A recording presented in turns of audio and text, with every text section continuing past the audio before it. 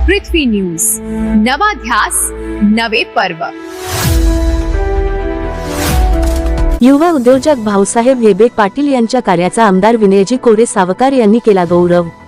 कापिल येथील श्रीकल्पवृक्ष उद्योग समूहाचे संस्थापक अध्यक्ष तथा युवा उद्योजक भाऊसाहेब हेबे पाटील यांनी उभारलेल्या भूमियुग म्हैसपालन प्रकल्पास आमदार माननीय विनयजी कोरे सावकार यांनी भेट देऊन जनावरांची निगा, आधुनिक गोठा, चारा व्यवस्थापन, स्वच्छता आणि दूध उत्पादन प्रक्रियेची माहिती घेतली।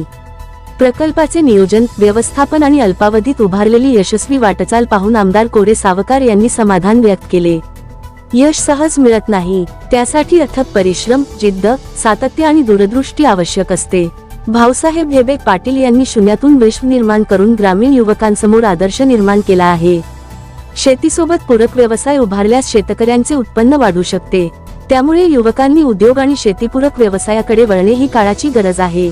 यावेळी आमदार कोरे सावकार यांनी भाऊसाहेब हेबे पाटील यांच्या संघर्षमय प्रवासाचे विशेष कौतुक करत अनेक अडचणींवर मात करून उभारलेला श्रीकल्पवृक्ष उद्योग समूह नव्या पिढीसाठी प्रेरणादायी असल्याचे सांगितले।